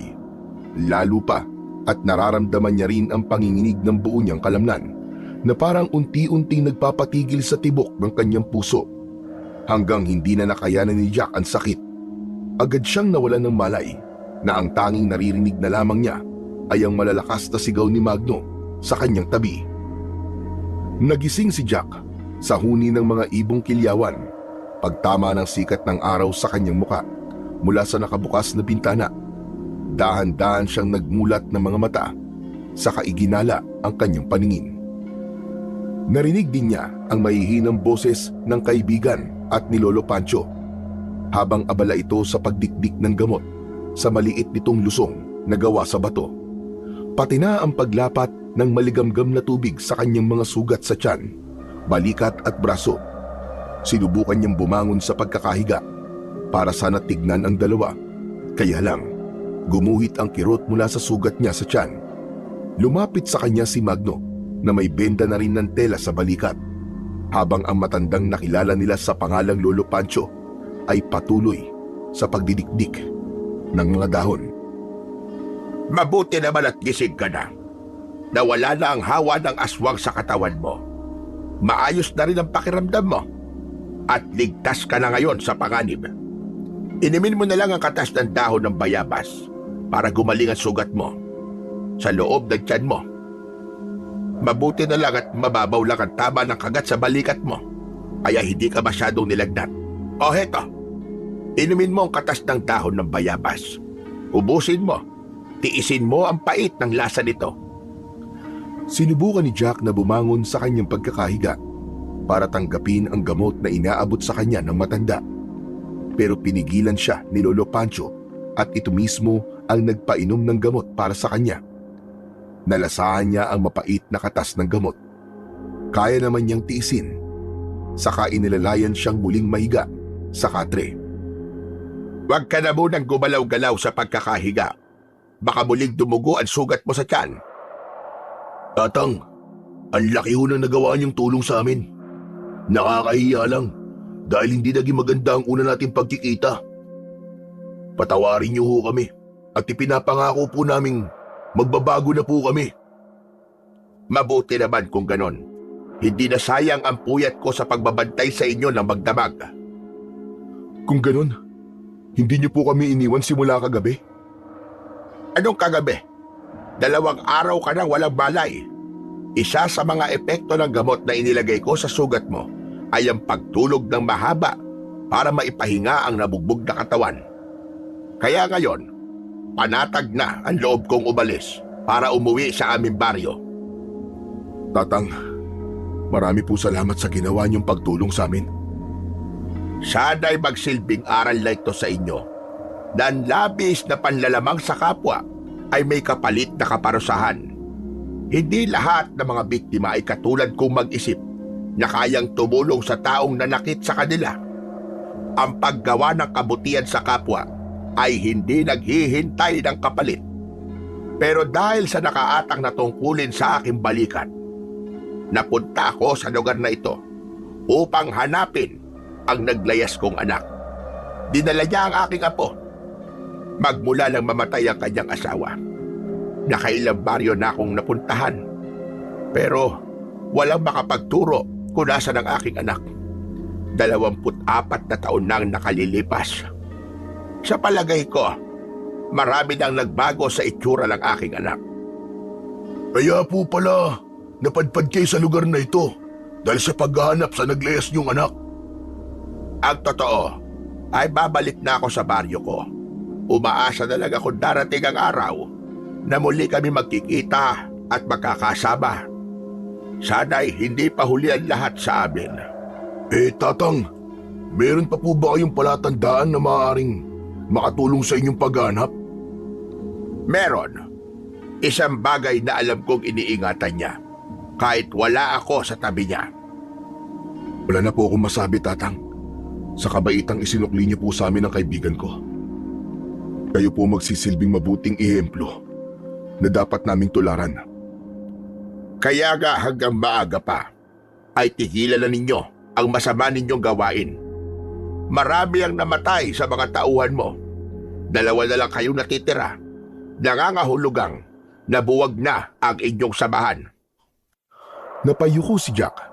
Hindi niya maiwasang hindi malungkot sa mga sinapit ng tauhan niya sa kamay ng mga halimaw na dardaro. Pati ang nagawa nila sa matanda, lalo pa at nakikita pa ang bakas ng pambubugbog nila sa mukha nito. Tatang, ako nga ho pala si Jack. Siya naman po ang kaibigan kong si Magno. Kilala ko na kayo. Nalaman ko kung sino-sino kayo dahil sa mga taong napagtanungan ko kanina. Hindi ko alam kung ano ang mga pinagdaanan nyo at umabot kayo sa ganito. Kulang na lang, isuka kayo ng mga tao dahil sa mga pinaggagawa ninyong kalokohan at pananakit. Ang masasabi ko lang, hindi kayo ang totoong hari sa lugar na ito, kundi ang mga dardaro na palihim na umaatake sa mga tao rito. Ano po bang klaseng aswang ang mga dardaro, Tatang? Batay po kasi sa mga nakita namin, isa silang halimaw na may 3 itsura. Tama ka. Pinakamabangis na kalahi ng mga abwak. Pinagsamang itsura ng aso, bayawak at tao. Wala silang pinipiling kainin. Basta't abutan sila ng gutom sa daan, mambibiktima sila at ulo lang ang ititira nila. Ang masaklap pa, kapag matindi ang galit nila sa biktima, paglalaruan na muna nila ito bago kainin. Katulad ng nangyari sa inyo nung nakaraang gabi. Nararamdaman ko po ang galit ng halimaw sa akin nang unti-unti nila akong pinahihirapan. Kung sa bagay, sa dami po ng mga taong galit sa akin, hindi ko na matatandaan kung sino-sino po sila. Teka, Tatang, sinasabi niyo po bang isa silang mga tao? Oo, Jack. Tao na naging dardaro sa tuwing sumasapit ang gabi. May kakayahan silang gumapang sa ilalim ng lupa. Para silang mga bayawak, lalo na kapag may nakita silang pwede nilang lapain. Tatang, matagal na po kami nakatira sa lugar na ito. Pero ngayon ko lang po nalaman ang tungkol po sa mga aswang na dardaro. Maraming napapabalitang nawawalang tao sa lugar na ito. Pero hindi ito alam ng marami. Masyado kasing liblib ang baryong ito at malawak ang kagubatan na pwedeng pagtaguan ng mga aswang na dardaro. Kaya siguro hindi nakakarating sa syudad ang tungkol sa mga biktima. Sa daan pa lang, pinapatay na ang sino mang bibisita rito. Ang alam ko may isang lugar lang na pinag-iipunan nila ng mga pugot na ulo ng kanilang mga nagiging biktima. Batay lang ito sa pagmamatsyag ko sa lugar na ito. May malapad na batong nakatayo sa gitna ng kakahuyan na direktang tinatamaan ng sikat ng buwan. Kaya nga, nagdadalawang isip akong umalis magmula nang makita ko ang batong yon. Ano pong ibig sabihin ng bato sa gitna ng gubat, Lolo Pancho? Kung may mga dardaro, may ritual ding nagaganap sa ikalawang pagbilog ng buwan. Ito ay pagdiriwang sa mahigit 50 ulo ng biktimang maiipon nila. Kung di ako nagkakamali, baka ngayong gabi o sa susunod na araw, sa kabilugan ng pulang buwan. Itinuturing itong piyesta ng mga aswang. Parang narinig ko na po ang tungkol sa kulay pulang buwan. Ang sabi po ay ginaganap daw po ang piyesta kapag may pag-aalay ng isang buhay na may taglay na mutya ng ipo-ipo. Tumpak, Nakuha mo ang ibig kong sabihin. Ito ay ang pagpapakita ng pagpaslang sa binatang may tangan ng mutya ng ipo-ipo. Ano naman po ang tungkol sa mutya ng ipo-ipo, Lolo Pancho? Isa itong uri na kulay puting bato na may taglay na kakaibang kapangyarihan at magbibigay ito ng pambihirang lakas, bilis at tibay ng pangangatawan. Ang sino mang binatang may tanga ng mutya ay ang nakatakdang papatay sa pinuno ng mga Dardaro. Kaya po ba, uunahan na nila tong patayin? Sino naman po ang malakas ang loob na kumalaban sa ganong klaseng mga halimaw? Tanging tagapagbana lang ang may lakas ng loob na lumaban sa mga halimaw na Dardaro. Paano naman po magkakaroon ng ganong klaseng mutya, Lolo Pancho? Sinasabing sa mismong dulo ng buhawi o alimpuyo, matatagpuan ang mutya. Dapat masusundan mo ang lupang pinag-uugnayan nito at kayang patigilin ng ipo-ipo sa pamamagitan ng pagbigkas ng orasyon sa lengguwaheng Hebreo. Parang ang hirap po pala. Ano naman po ang tataglayin ng lalaking makakakuha ng mutya, Lolo? Katulad ng mga sinabi ko kanina, bukod sa magkakaroon ka ng malakas na katawan at pambihirang bilis, magkakaroon ka rin ng malabuhawing sipa na kung tatama sa katawan ng halimaw ay kaya itong patumbahin. Kahit gaano pa ito kalakas, ay magagawa niyang patayin ng aswang sa pamamagitan lamang ng kanyang pagsipa. Mag-iiwan yun ng nakakapasong marka habang unti-unting pahihirapan ng halimaw hanggang sa ito ay balagutan na ng hininga. Atang, paano naman po makukuha ang mutya? Mukhang nakikita kong interesado kayong dalawa sa mutya ng ipo-ipo. Hindi nyo ba nalalaman na ang laman ng pitakang kinuha nyo sa akin ay ang mutya ng ipo-ipo? Matagal na hindi nakapagsalita ang dalawa nang marinig nila ang sinabi ni Lolo Pancho. Saka naman binuntunan ng tawa ng matanda at dinukot ang pitaka sa bulsa nito. Muli nitong ipinakita sa kanilang dalawa ang malakatol nitong hugis. Kulamang ang nag-iisang nakakuha ng mutya ng ipo-ipo. Bala ko sanang ipamana ito sa aking anak. Kaya lamang nang dahil dito ay nawala siya at namatay ang asawa. Hanggang sa ngayon ay wala pa rin akong balita sa kanya. Hindi ko na ito maipapamana sa aking anak dahil matanda na siya. 18 hanggang 25 taong gulang lang ang pwedeng magmana nito. Ganun, wala na pala akong pag-asa magkaroon ng mutya, Lolo. Dahil sobra po ng 1 taon ng aking edad sa sinabi nyo Pero to, si Jack, pwede po siyang magmana niyan. Nako hindi ito basta-basta na ipapasa. Kailangan ay hindi siya masamang tao o nakagawa ng masama sa kanyang kapwa. Pero sa sandaling lumiwalag ang mutya, kapag inilagay niya sa kanyang bibig, nangangahulugang siya ang pinili ng bato. Kagaya na nangyari sa akin dati. Masama po akong tao, Lolo Pancho. Kaya wala po akong karapatan sa mutya ng ipo-ipo. May pagkakataon ka pang magbago, Jack. Hindi pa huli ang lahat. Ang kailangan lang, mapigilan ang pag-aasik ng lagim ng mga Dardaro hanggang sa pagsapit ng pulang buwan. Hindi ligtas sa mga nakatira dito. Tatang, paano po namin sila malalabanan? Kahit wala po kami mutya, nakahanda po kaming tumulong. Bigla na lang naalala ni Jack ang tungkol sa nagliliwanag na tungkod ng matanda, kaya't pinagmasdan niya ang hawak na sandata ni Lolo Pancho. Hindi naman nakaligtas sa paningin ng matanda ang ginagawang pagtitig ni Jack sa hawak niyang tungkod. May gusto ka bang itanong sa akin, Jack? Atang, ang hawak niyo pong tungkod. Para po kasing nakita kong lumiliwanag kanina habang nakikipaglaban po kayo sa mga Dardaro. Kumunot ang noo ni Lolo Pancho sa sinabi ni Jack. Baka sa mukha ng matanda ang pagtataka sa mga sinabi niya. Liwanag ba ka mo? May nakita kang liwanag sa tungkod ko. Anong liwanag? Wala naman akong nakitang liwanag sa tungkod nyo. Hindi ako maaaring magkamali. Totoong nakita ko ang liwanag sa tungkod nyo po, Lolo. Napahalakhak ng tawa si Lolo Pancho, parang ngiting tagumpay. Muli itong nagsalita at diretsyong tumingin sa mukha ni Jack.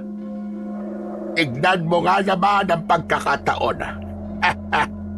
Nasa harapan ko na pala ang binatang karapat dapat sa mutya ng ipo-ipo. Balak ko pa sanang lumayo para maghanap ng tagapagmana ng mutya. Pero ano pong naging kaugnayan nung nakita kong liwanag sa tungkod? Samantalang kanina lang po, sinabi niyong hindi ako ang karapat-dapat para sa mutya. Sinabi ko lang yon dahil akala ko ay hindi mo nakikita ang liwanag na nanggagaling sa tungkod. Ang nakatakda para sa mutya, ang nag-iisang makakakita sa liwanag na taglay ng aking tungkod. Kunin mo itong hawak kong mutya, saka iipit mo sa iyong bibig. Iniabot ni Lolo Pancho ang mutya kay Jack, habang si Magno naman ay hindi rin makapaniwalang si Jack ang magmamana ng mutya. Kinuha ni Jack ang bato sa kamay ng matanda. Bago sinunod ang sinabi ni Lolo Pancho, laking gulat ni Jack nang makita ang liwanag ng mutya sa kanyang bibig, kaya't nabitiwan niya ito at nagtatakang napatingin sa mukha ng matanda. Ama po kayo, may liwanag na nanggagaling sa mutya. Sandali! Wala talaga akong nakikitang liwanag mula sa mutya, Lolo. Dahil si Jack lang ang makakakita sa liwanag, Magno. Kung ganon, alam na ng mga halimaw na ikaw ang tagapagbantay ng mutya. Kaya siguro, sinusundan nila ang iyong amoy. Naku po, nakakatakot naman. Lalo pa ngayon na mabango rin ang dugo mo sa mga aswang, Jack. Kaya nga, kailangan nyo mag-ingat. Nasa paligid lang ang mga Tartaro. Nakabantay sa'yo, Jack. Ayoko po sanang tanggapin to. Pero pagkatapos po ng mga nangyari sa tauhan ko, gusto ko po mabigyan ng hustisya ang pagkamatay nila. Kung totoo po nasa panganib ang buong baryo, gagawin ko po ang lahat para maprotektahan sila. Dito man lang makabawi-bawi ako sa lahat ng perwisyong idinulot ko sa kanila. Wag na wag mong gagamitin sa kasamaan ng mutya, Jack. Kung hindi, mawawala ang bisa nito sa mismong oras na malalagay ka sa panganib. Sa makatuwid, ang mutya ang papatay sa'yo kapag muli kang gumawa ng kasamaan. Hanggang sa pagsapit ng gabi ay hindi dinalaw ng antok si Jack. Kasama niya sina Magno at Lolo Pancho sa kwarto. Gising pa rin at nakatingala sa bubong. Parehong malalim ang kanilang mga iniisip. Hawak ni Jack ang bato nang bigla itong uminit, kaya't napabalikwas siya ng bangon at kinalabit si Magno, habang si Lolo Pancho naman ay kanina pang nakatayo. Nararamdaman din ng matanda ang kakaibang kilos sa paligid. May mga aswang sa labas, Lolo. Umiinit po kasi ang mutya. Pagkaraan ng ilang saglit ay nakarinig sila ng malalakas na boses ng halimaw mula sa labas ng kanilang kubo. Ang tunog ng mga yon ay parang dumadaan sa ilalim ng lupa. Lumabas kayo riyan. Alam kong may tao sa loob.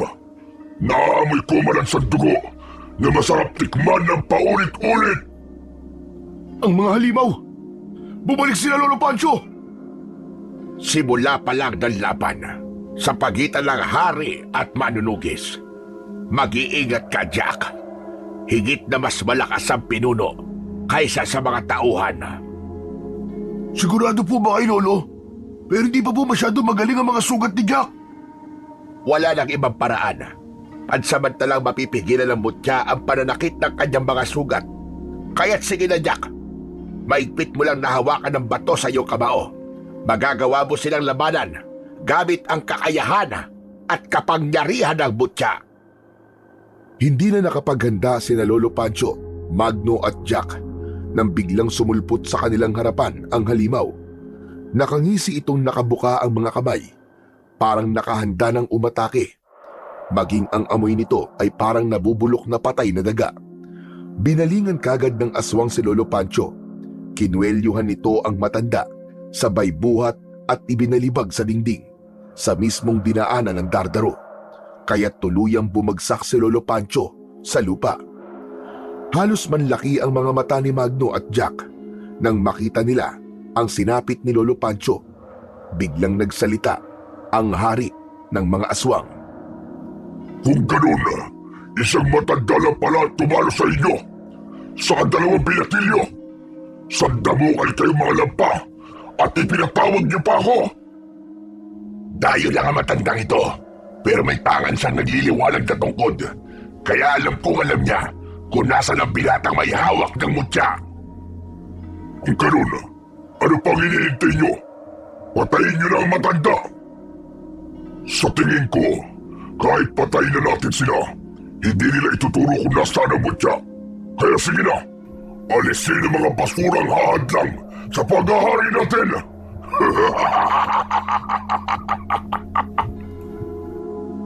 Akma na sanang pagtutulungang patayin ng mga halimaw ang nakahandusay na matanda nang biglang nagsalita si Jack. Wag! Wag niyo siyang lalapitan! Marurumi ang mga kamay niyo dahil sa mga taong pinatay niyo! Kung unahin kaya natin ang pakialamerong lalaki ito, mahal na hari. Ituturo pa lamang ng halimaw si Jack nang lumipad na sa mukha nito ang malabuwawing sipa ng binata. Parang may kasamang ipo-ipo ang lakas ng paa niya. Halos umikot ang panga na nagsalitang darduro. Lahat ay nagulat sa ipinakitang liwanag na nanggagaling sa binti ni Jack. Bumagsak sa lupa pasadsad ang mayabang na aswang. Habang ang dugo sa bibig nito ay nagsimula ng umagos hanggang sa baba. Magno! Tulungan mo si Lolo Pancho! Bilisan mo! Sa likod kayo dumaan! Ako nang bahala dito! Paano ka pare? Hindi ka namin pwedeng iwan dito! Susunod ako sa inyo! Sige na! Umalis na kayo! Nang matulungan ni Magno ang matanda sa pagtayo, ay umalingaw-ngaw naman ang tunog ng halakhak ng hari ng mga aswang. Umaatras ito ng hakbang na tuwang-tuwa nang makita ang ginawa ni Jack. Magaling ang ginawa mo, binata. Hindi na ako mahihirapang hanapin ka dahil kusa ka nagpakita sa akin. Sige mga kasama, dakpin ang pakialamerong yan at ihanda para sa ating ritual. Napaatras ng hakbang si Jack papasok sa loob ng kanyang kubo nang makita niyang unti-unting humahakbang ang mga kalaban papalapit sa kanyang kinaroroonan. Agad niyang pinakawalan ang malalakas na sipa. Tumama yon sa katawan ng mga dardaro. Lahat ng sumugod sa binata ay isa-isa ring bumabagsak sa lupa. Mahigpit pa rin ang pagkakakapit ni Jack sa batong nasa palad niya. Biglang lumiwanag ang hawak niyang mutya na lalong nagpatigil sa mga nakatayong aswang. Una siyang umatake pasugod sa mga kalaban. Kasabay ang malabuwawi niyang sipa. Nagsimula ng magsiatrasan ang kanyang mga kalaban, kaya't muling umalingaw-ngaw ang malakas na sigaw ng hari. Tinamaan kayo ng mga lintik! Ano pang hinihintay nyo? Sugurin nyo lalaking yan, mga inutil! Sabay-sabay na tumayo ang mga halimaw at sumugod kay Jack para umatake. Ang ibang dardaro naman ay dumaan sa ilalim ng lupa para maiwasan ang mga sipa ni Jack. Pero nahuhuli rin ito ng binata. Saktong paglitaw ng aswang ay sinasalubong niya ito ng malaipo-ipong pagsipa. Kaya naman, pasadsad silang bumabagsak sa lupa sa harapan pa mismo ng kanilang hari. Tumakbong pasugod sa kanya ang pinuno, pero sinalubong niya ito ng sipa. Umalingaw-ngaw ang boses nitong galit na galit. Hindi pa tayo tapos.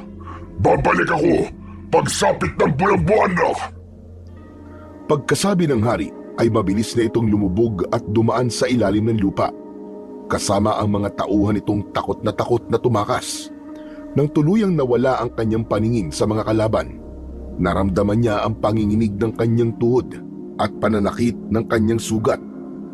Dahil sa enerhiyang nawala sa kanya, mabilis na lumapit ang dalawa sa kanyang tabi. Hindi naman pala umalis sina Magno at Lolo Pancho para iwan siya. Nakita namin ni Magno ang ginawa mo. Natakot sila sa iyo, Jack. Ang mabuti pa po ay umalis na tayo sa lugar na ito. Doon po muna tayo sa bahay ng mga magulang ko para makapagpahinga si Jack. Ay, Diyos ko po, Jack. Dumudugo ang sugat mo sa tiyan at balikat. Tara na. Kailangan na nating umalis sa lugar na ito. Tumulong si Lola Pancho para alalayan si Jack. Pero may napansin itong kakaiba sa lupa. Isang uri ng singsing na ikinatigil nitong magsalita. Dinampot ni Lolo Pancho ang nakitang singsing. Bakit po, Lolo? Kanino pong singsing na yan? Wala. Sige na, tara na. Umalis na tayo sa lugar na ito. Mabilis na isinilid ni Lolo Pancho sa bulsa ang nakuwang singsing. Ramdam na ramdam ni Jack ang pagkabalisa ng matanda na para bang bigla itong natakot. Punong-puno ng pag-aalala ang mga mata habang naglalakad ng tulala. Pagkaraan ng ilang minuto nilang paglalakad papunta sa bahay ni Magno, ay narating na nila ang bahay ng kaibigan. Gawa yun sa kawayan at kugon naman ang bubong. Maraming bahay ang makikitang nakatayo sa paligid. Kaya paglapit pa lang nila sa bahay ng mga magulang ni Magno, ay kanya-kanyang silip ang mga tao sa bintana. Bakas sa mga mukha ng mga tao ang pagtataka sa naging itsura ng barumbadong lalaki. Ang iba ay nakairap na nagpaparinig na hindi naman daw sila matatahimik dahil ang lalaking putok sa buho ay nasa bahay na naman ni Magno. Pagpasok nila sa loob ng bahay, ang nakatayong mga magulang ni Magno ang sumalubong sa kanila. Nakasimangot na nagkatinginan ang mga ito. Bakas sa mga muka ang matinding pagtutol sa muling pagpunta ni Jack sa bahay nito. Pero dahil takot, pikit mata nilang tinanggap ang binata. Maya-maya pa ay nanginginig ang mga kamay na nagdulot ng pagkain ang mga magulang ni Magno. Kaya't hindi na nakatiis si Jack. Wag ho kayong mag-alala. Aalis din po kami kagad kapag tuluyan na pong gumaling ang mga sugat ko sa katawan. Tsaka, hindi niyo na po kailangan matakot sa akin dahil wala po akong masamang gagawin sa inyo. May nangyari lang po sa bundok, kaya po kami nandito ngayon.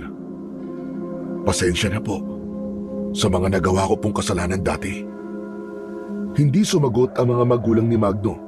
Sa halip ay nagkatinginan lang ang mga ito. Hindi makapaniwala sa malumanay na pakikipag-usap ni Jack sa kanila. Saka lang naisip ng binata na ang laki na pala ng kasalanang nagawa niya sa baryong kinalakihan. Kaya kinabukasan, mapapansin na ang mga tao ay hindi lumalabas ng bahay. Lahat ay takot na takot kay Jack. Kaya nagmistula ng bundok dahil sa katahimikan ang lugar na yon. Pagkaraan ng ilang minuto, nang biglang dumating si Mang Isagani, kasama ang marami nitong mga alalay. Ngayon ito mangangampanya para sa darating na eleksyon ng mga kapitan. Kaya nagtataka si Jack na ang bahay ni Magno ang una nitong pinuntahan. Nakatayo si Mang Isagani sa labas ng bahay habang tinatawag ang pangalan ng mga magulang ni Magno.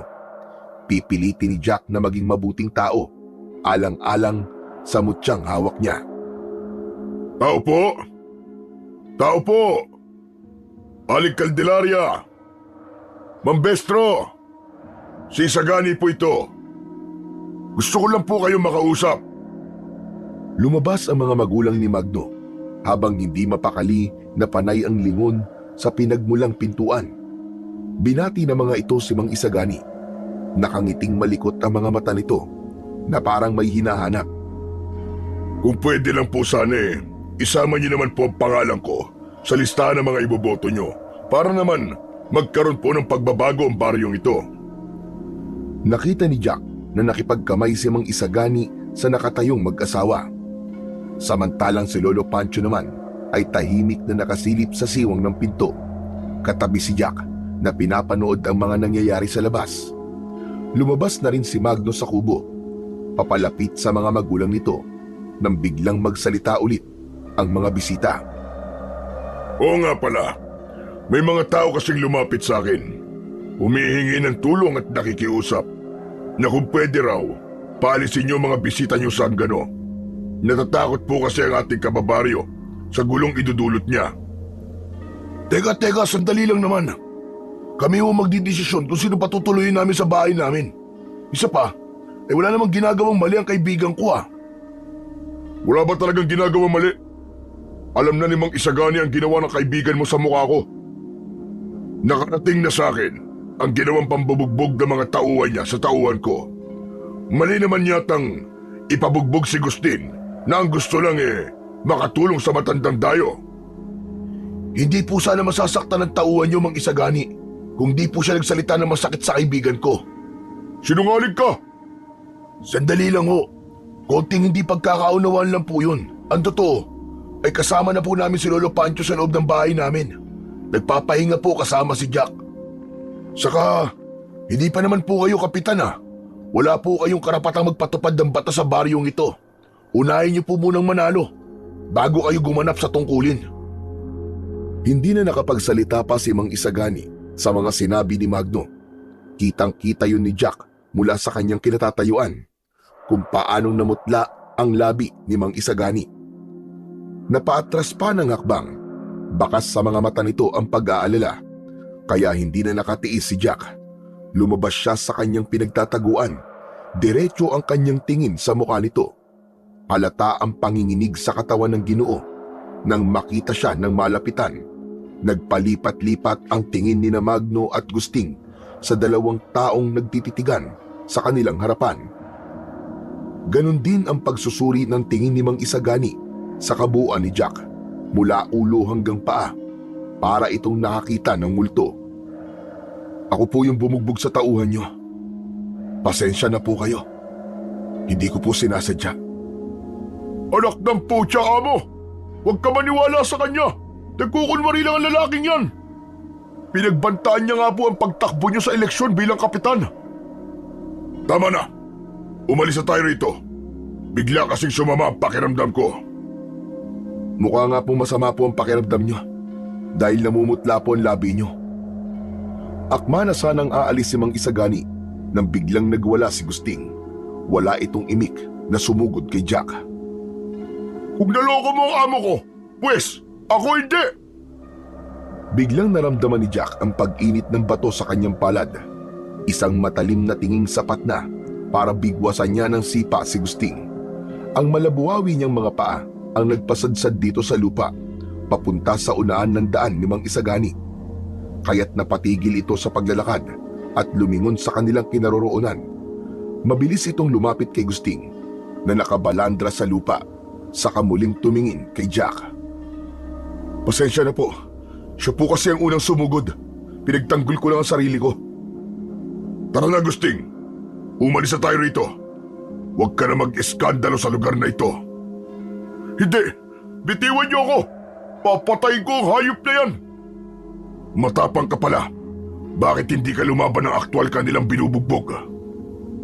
Pawaksing tinabig ni Gusting ang umaalalay na kamay ni Mang Isagani bago tumayo mula sa pagkakalugmok sa lupa.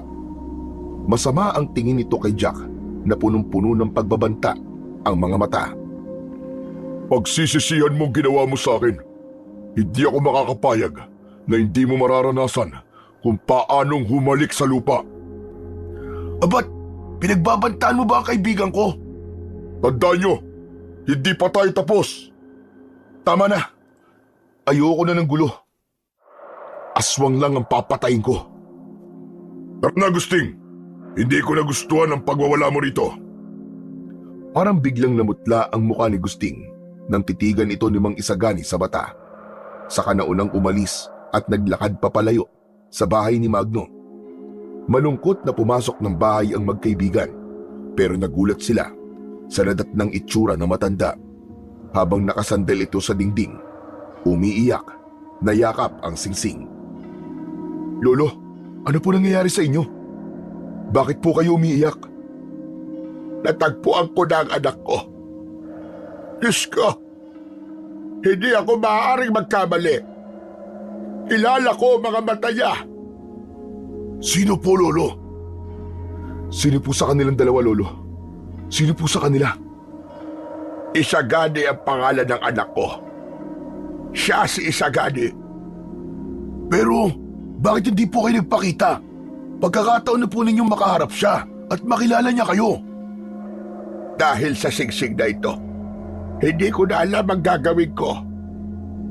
Matagal na hindi nakasagot ang magkaibigan. Matatanda ang nakuha yun ng matanda sa lugar na kung saan ay sinalakay sila ng mga dardaro. Kaya't malaking palaisipan sa kanila kung paanong napunta ang singsing sa gubat. Ramdam na ramdam ni Jack ang paghihirap ng kalooban ni Lolo Pancho habang pinagmamasdan ng matanda ang singsing na may kulay pulang bato sa gitna. Batay po sa reaksyon nyo, nakahuli po tayo ng isang nilalang na nagpapanggap sa ating harapan. Oo, Magno. Dahil isa sa mga halimon na nakalaban natin ay ang anak ni Lolo Pancho. Pero paano naman nangyari yun? Yun din ang hindi ko maintindihan.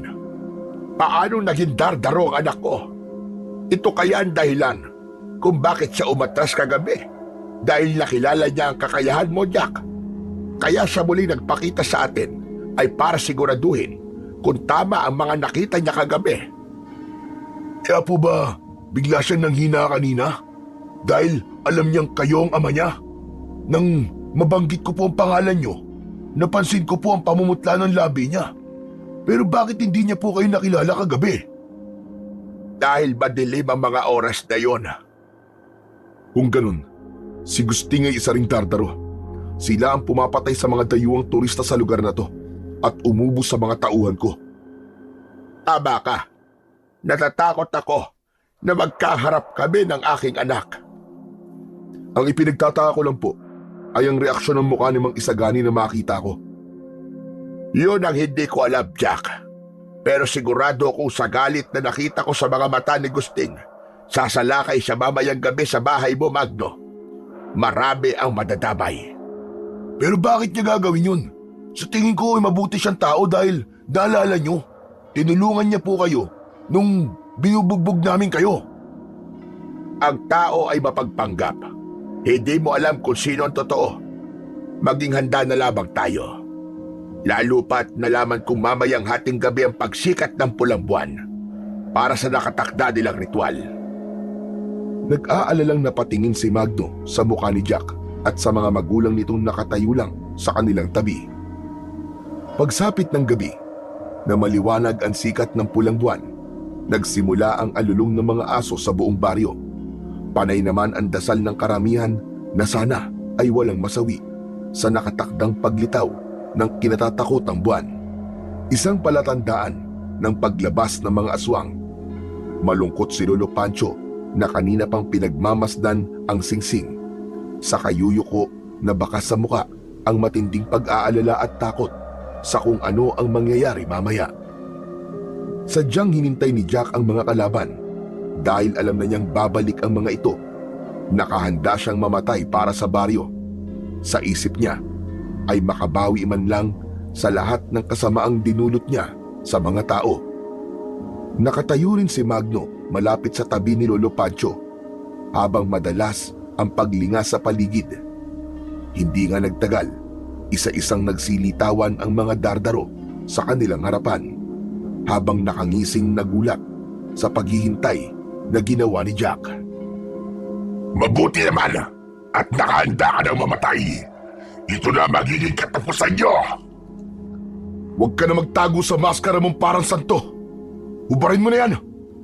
Dahil kilala na kita, Gusting. Isa kang kampo ng kadiliman.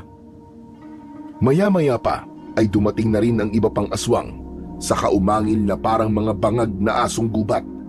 Panay ang pagsigaw na naghahamon ng away. Isa lang ang natitiyak ni Jack. Wala si Mang Isagani sa pangkat ng mga sumugod. Hindi na nagsalita ang pinuno ng mga aswang. Agad na sumugod si Gusting, papalapit sa kanilang kinaroroonan. Patakbong sinalubong ni Jack ang mga dardaro at agad na nagpakawala ng mga sipa.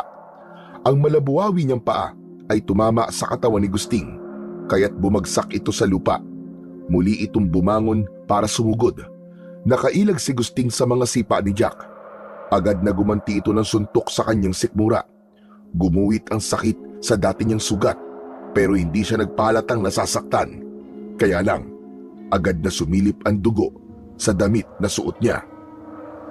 Jack, mag-iingat ka! Hindi ka dapat mabigo dahil kung hindi, Uubusin nila mga tao rito! Pangiwi-ngiwi ang mukhang tumayo ng tuwid si Jack. Saka mahigpit na hinawakan ang bato ng ipo-ipo sa kanyang mga kamay, kasabay ang pagliwanag ng kanyang mga mata. Walang silbi ang mutya kung mahina ang katawan mo. Gusto ko lang ipaalam sa inyo na biyag ko ang walang yakong amo. Ang lintik na yon, muntik pa akong patayin. Nalaman kong ama pala niya. Ang kasama mo, Jack. Siya mismo nagtapat sa akin. Kaya nga malakas ang loob kong kalabanin kayo dahil may hawak akong alas.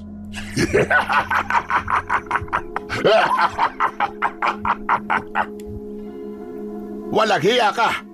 Anong ginawa mo sa anak ko? Anong ginawa? Nagpapatawa ka ba? Siyempre, iginapos namin ang hari. Ilalagay ko lang siya sa dapat niyang kalagyan. Ako ang totoong pinuno, ang hari ng baryong ito. Nahawa lang naman sana ang aking mga magulang na pumatay sa asawa niya. Ang galing. Hindi ba napaniwala ako ang lahat na isa lamang akong hamak na tauhan ng loko?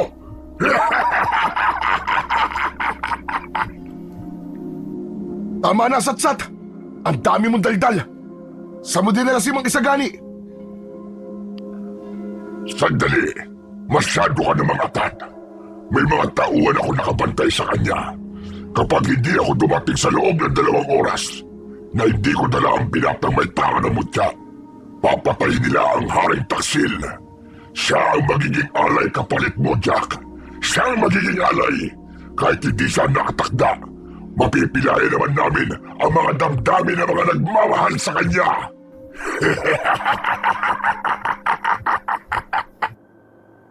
Wala akong pakialam kung patayin niyo ang kapwa niyo, halimaw! Jack, nagunos dilay ka. Kahit ano mangyari, anak ko pa rin siya. Kaya wag mo siyang babaliwalain. Kahit anak niyo pa siya, Lolo Pancho, halimaw siyang kampo ng kadiliman. Marami ng buhay ang kinuha niya. Kaya nararapat lamang na mamatay din siya, kasama ng kumag na to! Jack, nagkasala ka rin. Pero binigyan ka ng pagkakataong magbago. Ganon din ang anak ko. Mamamatay na lang kayo. Magtatalo pa kayo.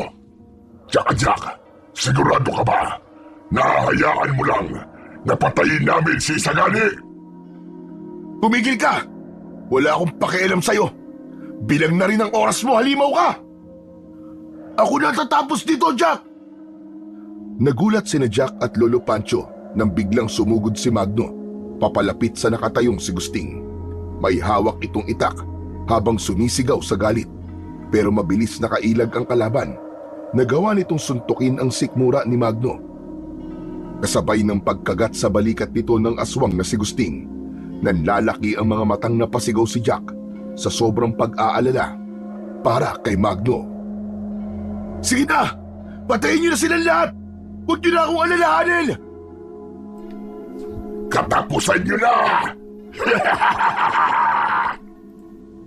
Pagkasalita ay mabilis na binuwat ng halimaw ang katawan ni Magno, saka inihagis sa paanan ni Jack. Gumulong ang kaibigan sa sobrang sakit ng katawan nito.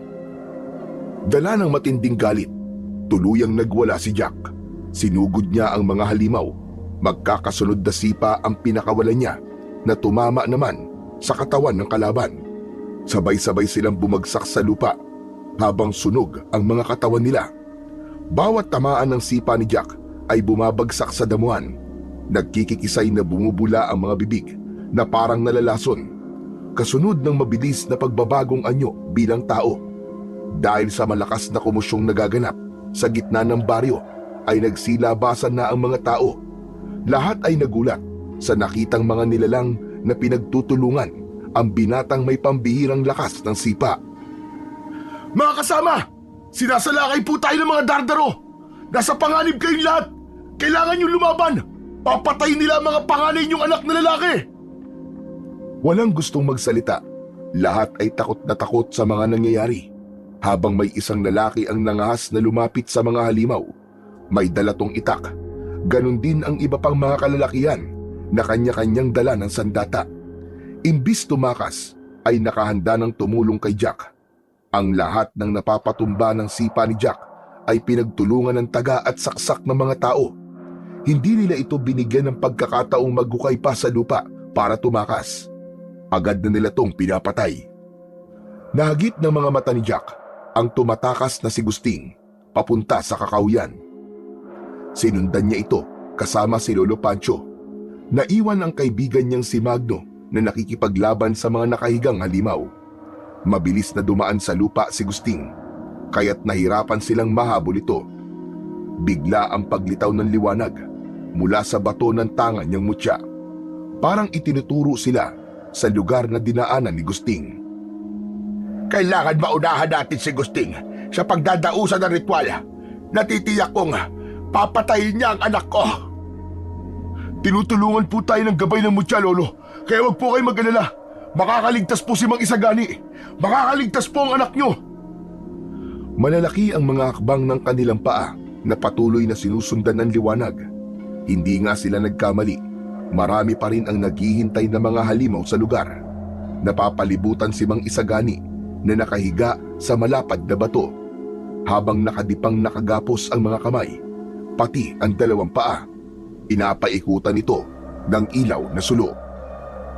Tuluyan na ang traidor na hari ito! Tuluyan nyo na! Inilabas ng isang aswang ang mahabang punyal para tangkain na saksakin sa dibdib si Mang Isagani. Pero naging maagap ang pagkilos ni Jack at Magno para pigilan ang mga ito. Lumipad sa ere ang sipa ni Jack, habang si Lolo Pancho naman ay diretso na kagad sa kinaroroonan ni Mang Isagani para kalagan ito ng tali sa mga kamay. Bugbog sarado si Mang Isagani na parang kanina pa ito sinasaktan, habang si Jack naman ay abala naman sa pakikipagduelo kay Gusting. Tatandaan mo ba at sinabi ko sa'yo nung una tayo magkita?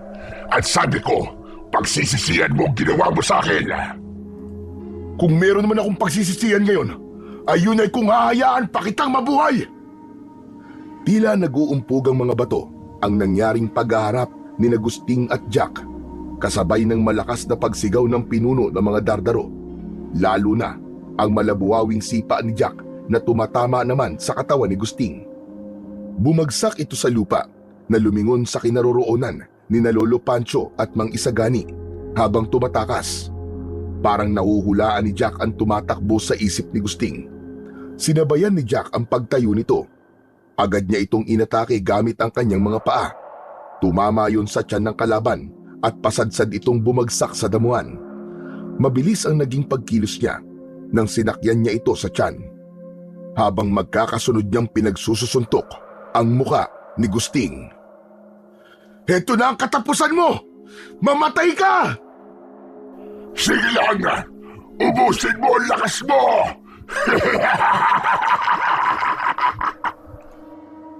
Kasabay ng malakas na pagtawa ni Gusting ang mabilis na pagtama ng mga kuko nito sa balikat ni Jack. Bumaon ang pangil ng pinuno sa katawan niya, kaya naman natumba siya sa damuhan, habang pigil ng kanyang kamay ang bumubulwak na dugo sa sugat niya sa balikat. Tangka na sanang gaganti si Jack nang biglang lumubog ang aswang sa lupa para atakihin ang papalayong mag-ama. Akma nang tatayo si Jack, pero pinagtulungan na siya ng mga halimaw. Dala ng takot at pag-aalala sa kaligtasan ng matanda, dinama niya ang mutya ng ipo-ipo sa kanyang dibdib habang nakapikit ang mga mata. Naramdaman niya ang pagliwanag ng kanyang buong katawan, pati ang malakas na enerhiyang gumapang sa kanyang mga binti. Kasabay ng pagmulat ng kanyang mga mata, ay tumalon siyang paikot na parang may ipo-ipong bumalot sa kanyang katawan. Sabay-sabay na nagtalsikan ang mga halimaw na nang bumagsak sa lupa ay hindi na nakabangon.